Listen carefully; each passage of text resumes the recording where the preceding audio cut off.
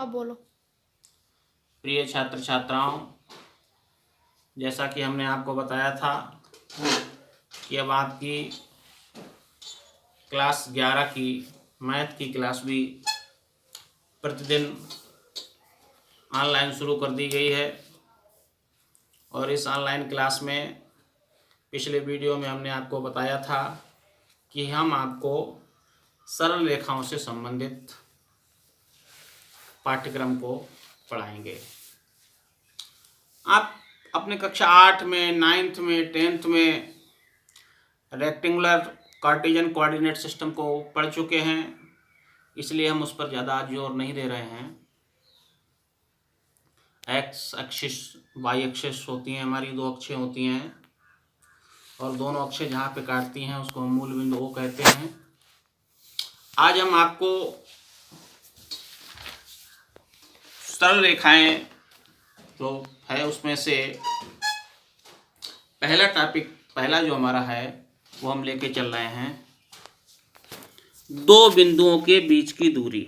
दो बिंदुओं के बीच की दूरी, ये हाई स्कूल में भी आपने सूत्र पढ़ा होगा, और किन्हीं भी अगर दो बिंदु हमें दे रखे हैं तो उनके बीच की दूरी हम कैसे ज्ञात करते हैं, आज हम इस चीज़ को सीखेंगे। डिस्टेंस बिटवीन टू पॉइंट्स है।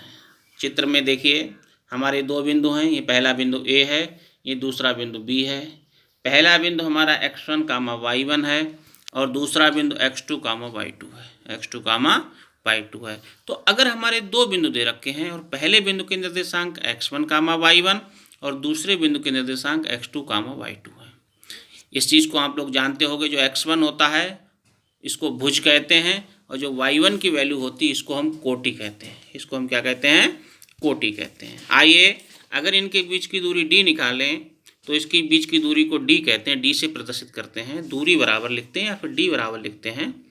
d मतलब डिस्टेंस से, इसलिए इसको हमने d से प्रदर्शित करते हैं। d बराबर अंडर रूट के भीतर सूत्र होता है, हाई स्कूल में भी पढ़ा है आपने, x2 माइनस x1 का whole square plus y2 minus y1 का होल स्क्वायर। दो बिंदुओं के बीच की दूरी सदैव धनात्मक होती है। अगर आप दूरी सूत्र से निकालेंगे तो वो सदैव धनात्मक आएगी, ठीक है, दूरी कभी भी ऋणात्मक नहीं होती है। दूसरा सूत्र हमने आज जो सिखा रहे हैं वो है रेखाखंड के मध्य बिंदु के निर्देशांक। अगर आपको कोई रेखाखंड दिया हुआ है, उसके सिरों के निर्देशांक मालूम है, तो मध्य बिंदु के निर्देशांक कैसे निकालेंगे? बिंदुओं x1, y1 तथा x2, y2 को मिलाने वाले रेखाखंड के मध्य बिंदु के निर्देशांक x, y निम्नलिखित होते हैं। अगर हम उसके मध्य बिंदु के निर्देशांक x, y मान लें तो इसका सूत्र होता है कि x बराबर x1 प्लस x2/2 तथा y बराबर y1 प्लस y2/2। देखिए हमारी रेखा दे रखी है, ए भी एक रेखा है, ये सिरा A है और ये इसका सिरा B है। ए सिरे के निर्देशांक हमने बेटा कितने लिख लिए? x1, y1। बी सिरे के निर्देशांक हमने कितने लिख लिए?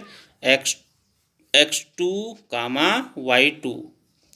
अब इसका जो मध्य बिंदु है C, इसके हमें निर्देशांक चाहिए हैं, तो हमारा सूत्र हो जाएगा C बराबर x1 प्लस x2, यानी कि दोनों बिंदुओं के A और B, दोनों बिंदुओं के भुज को जोड़ के आधा कर देते हैं और कोटि को जोड़कर आधा कर देते हैं, यानी कि x1 plus x2/2 y1 plus y2/2। आइए अब थोड़ा सा इसके ऊपर कुछ क्वेश्चन देखते हैं। पहला क्वेश्चन है कि बिंदु 6, 7 और -2, 3 के बीच की दूरी ज्ञात करो। क्या ज्ञात करना है? दूरी। पहला बिंदु हमारा कितना था? 6, 7, ये कामा लगा हुआ है बेटा, 6, 7। दूसरा बिंदु हमारा क्या है? -2, 3।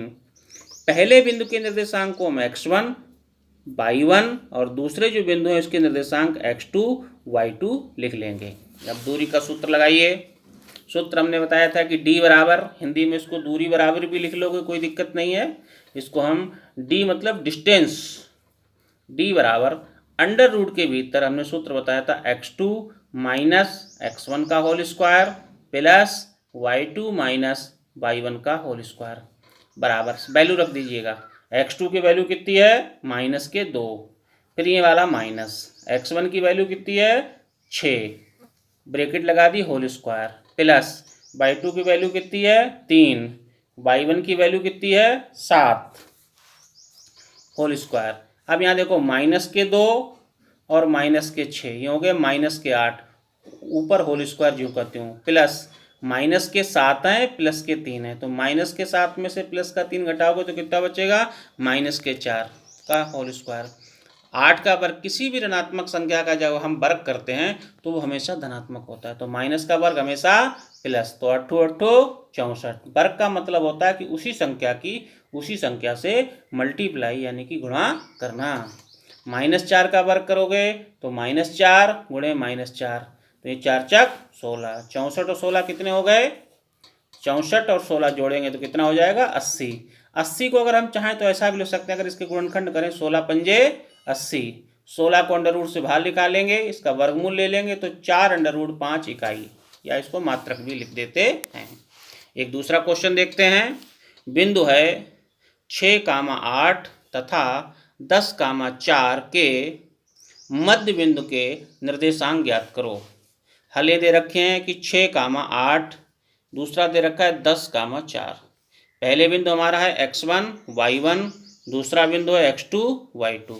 अब इसके मध्य बिंदु के निर्देशांक दिखा दिए। देखिए हमारा ये ए बी रेखा है, ये बिंदु ए है और ये बी है, इसका मध्य बिंदु क्या है c, तो c बराबर होता है x1 प्लस x2 बटे 2 कामा y1 प्लस y2 बटे 2।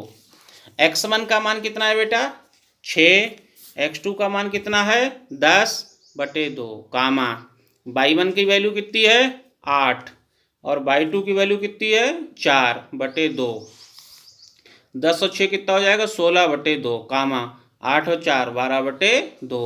2 से 16 को काटेंगे 2 अट्ठे 16 और 2 छक 12, तो ये हमारे जो मध्य बिंदु के निर्देशांक आ गए वो कितने आ गए 8, 6। ओके।